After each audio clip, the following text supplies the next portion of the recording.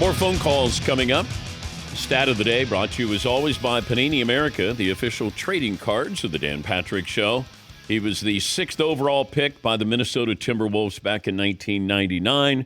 He's Wally Szczerbiak, CBS Sports College basketball studio analyst, also works for the New York Knicks. Good to talk to you again, Wally. Do you have your Miami of Ohio sweatshirt on? Is that okay? All right, you're repping. I like that. Reppin' Ohio, baby. Yeah, I know you went to Dayton. I went to Miami. We were rivals back in the day. Dayton's gone a good path. They just missed the tournament, and Miami lost by 2 in their conference championship. So Travis Steele's doing a great job. I'm excited about where the program is. If you didn't go to Miami, where were you going? Well, I wanted to go to St. John's, but they didn't recruit me. They had Felipe Lopez going there, so they didn't really give me an opportunity. I was a little under-recruited. Other schools I was looking at was Harvard, North Carolina State, Iowa, Siena. That was another one. I really wanted to go to Duke, but again, didn't recruit me. Really wanted to play for Rick Pitino, didn't recruit me. Really wanted to play in the Big East. So I ended up at Miami, played for great coaches. Sean Miller was an assistant. Thad Matta was an assistant. Herb Sendek, who's still coaching at Santa Clara, doing a great job. He was the head coach. So I went to kind of the cradle of coaches, which Miami is known for in football and also in college basketball. All those guys are thriving, so I got some great coaching for 4 years. But would you have stayed there in the transfer portal NIL era? No, absolutely not. I loved it. It's an amazing school. I got my degree. I have great friends. It's just an awesome campus, awesome place. But in today's landscape, the way players from mid-majors are getting kind of taken away from small teams and going to the big schools. You look at a team like Florida, Walter Clayton Jr. from Iona, Elijah Martin from FAU, Will Richard transferred from a mid-major. A lot of those top-tier teams, and we heard Bruce Pearl even said it. He said he loves to get transfers that come from mid-majors that haven't had the glorious meals, pregame meals, have been driving the games back and forth on buses, which we used to do at Miami of Ohio in the Mid-American Conference. They really appreciate coming to those big schools from mid-majors. They work hard. They're grinders. A lot of the top players in this tournament left are transfers from mid-major schools. John Calipari said yesterday on Pat McAfee's show, at least I think it was yesterday, but he was talking about how you got to wait for the transfer portal before you can get a high school player. But I'm guessing these coaches have contact with these high school players, and you kind of have a sense of who on your team is going to be transferring or put their name in the portal. So is it that big of a deal that we have the transfer portal window open right now? I think it could wait a little bit longer. I think it puts a lot on coaches that are still coaching's plate because they need to focus on trying to win a national championship and win games. And you can't be recruiting guys, watching film on guys in the transfer portal on the side, because you don't know whether those guys are going to pull the trigger and go to school and take a sure thing as far as a scholarship, an opportunity, and an NIL opportunity. It's got to be crazy. Listen, the coaches have been doing it for years. Like, for example, Herb Sendek, God bless him. We had a great freshman year. He ended up going on to NC State. We hired Charlie Coles, and my career kind of exploded, so it worked out great for me. But coaches leave when they have good seasons to take better opportunities. Now players have the opportunity to do the exact same thing. I think it's better for the game of basketball. I think if it's elevated the play of the players and of the teams, because iron sharpens iron. And now the best players, they can go to the best teams and play for the best coaches. And I think that's why we see 8 teams left from the SEC in the Sweet 16. Okay, but what kind of tweaks are you going to make? If I said, all right, you're going to run college basketball, what's the one thing you want to change? The one thing is to make sure there's a lot of promises out there as far as transfers and NIL money and stuff like that don't get delivered. If there's any way that it can be a lot more, it's kind of the wild, wild west, and it's like a promise that might never come to fruition.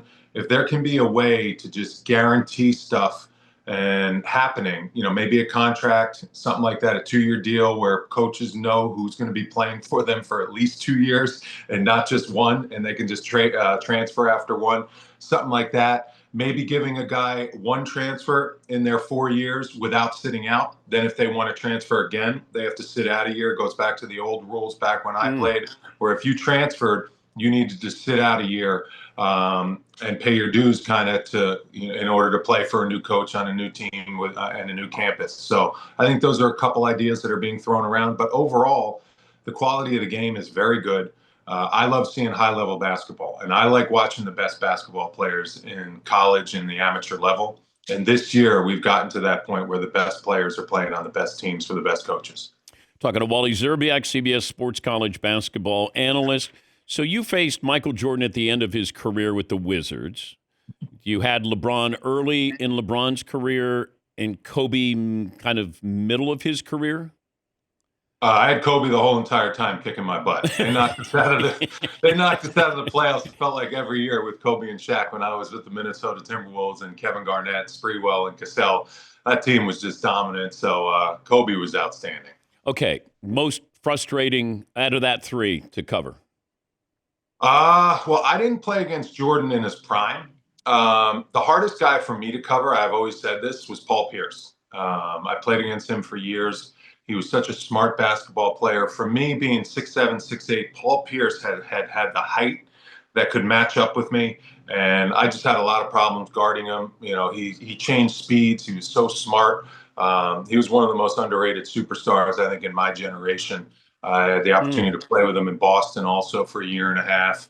Got to know him as a guy, but he was a handful for me. Obviously, Kobe was, because he was so quick, so fast, but the thing I could I could post up Kobe a little bit, and because I had a little bit of a size and strength advantage, so I could get some buckets on him.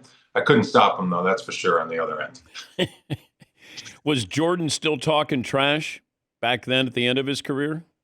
Jordan talked the most trash to me on the golf course. I've played golf with Michael a couple times. And he's a lot of fun to play golf with. He's a lot of fun to play against in basketball too. But he talks a lot of trash on the golf course. He's a big time competitor, and he talked a little bit of trash. But when he was with the Wizards and I was with the Timberwolves, in the 3 years that I played against him, we won. We were 6-0 against the Wizards, back and forth, home and away. We beat him every single time. So I caught him at the end of his career, but nothing but respect for him. He's my GOAT. With all due respect to LeBron, my teammate, I got LeBron number 2 on the greatest of all time list. Michael Jordan, what he accomplished. When he needed to win a game, he won it. When he needed to make the big shot, he made it. And the way he dominated basketball on both ends of the floor for his career, he's my greatest of all time. Okay, but is there something LeBron could accomplish that would change that list? What he's doing, the longevity, it's incredible. It really is. It's just the tightness of Jordan's career, making it to 6 finals and winning all 6. Obviously, he had great teammates and a great coach, but he dominated his era of basketball like nobody else did. The longevity of LeBron, if you want to enter a different argument, the fact that he's still doing it at 40 years old is absolutely incredible. I think they're a legitimate title contender this year. So it's amazing. But the fact that Michael Jordan did it in a small span of time and just dominated every finals, I just don't think there's anything LeBron can do to surpass that. The 50,000 points plus, amazing accomplishment. And I got him number 2, right behind Michael Jordan. Looking at the games tonight, BYU, Alabama, Maryland, Florida, Arizona, Duke, Arkansas, Texas Tech. Where's the surprise/upset in that group? BYU, Alabama is must-see TV. That's the game to watch. This BYU team, coached under Kevin Young, an NBA mind that came from the Phoenix Suns, spreads the floor out, shoots a lot of threes. They get up and down the floor. They have outstanding big rebounders down low, so Alabama's going to have to bring their hard hat, and they're going to have to rebound. This game's going to be first 1 to 100. I'm really excited for this game. I think it's being played in Newark out there in New Jersey. This is going to be a great one. As far as upsets, I think Maryland might be able to pull an upset. I mean, Maryland, they have the Crab 5. They have an outstanding starting 5. They're rested after the first weekend. Florida looked a little bit vulnerable against UConn. I love Walter Clayton Jr. He shot him out of that game, making some big shots. And if UConn could have hit some open threes, which Danny Hurley drummed up for his guys, they could have won that game. They just missed too many open shots, Caravan and McNeely. I think that could be an upset special. Look out for the Maryland Terps. If you were Cooper Flagg, give me a reason why you would go back to Duke. Oof. Because it's a lot of fun to play in college basketball on campus. There's nothing like it. The thing is, there's a lot of risk if he does go back. He's the surefire number one. He's ready for the NBA. What you get when you go to the NBA, the coaching, the professionalism off the court, the physical therapists, the trainers, the strength coaches, it is an all-inclusive program to maximize your basketball abilities. Not saying that Duke is not the same, because Duke is at one of the highest levels in college. BYU is doing the same thing with Kevin Young coaching. They're trying to become basically a G League team, an NBA development team in college to get guys ready to play at the next level. But Cooper Flagg just has so much to risk if he doesn't come out. He's going to be the number one pick in the draft. The number one pick in the draft makes a lot of money, guaranteed. So we'll see. I know he's thrown out the idea. I think it would be great for college if he came back. I would love it because I love watching him in a Duke uniform. But at the same time, it's a very risky move if he does. Yeah, but the Wizards could be there. I mean, it's hard to say, hey, they won the lottery and I'm the prize. I get to go to Washington. Like if you were going to go to Washington right now or you had a chance to stay at Duke for one more year, what would you do? I'll tell you, that's a great point. But what if the flip side is, what if something happens in his, at Duke and he hurts himself, just something funky happens. That's a huge risk to take. And you never know with how the draft is going to pan out. We've seen teams jump up in the draft, and you have to trust that, most organizations in the NBA, they're figuring out once they get talent, they're figuring out how to maximize that talent and how to be pretty relevant. Washington's just been pretty irrelevant for a pretty long time. And I understand where you're coming from, but it's just, I think, too big of a risk for a guy like Cooper to take. Good to catch up with you again, Wally. Thanks for joining us. Always fun. Enjoy the Sweet 16. It's going to be a lot of fun the rest of the way, all the way to San Antonio, crowning a champ. That's Wally Szczerbiak, CBS Sports College basketball analyst, former star at Miami of Ohio.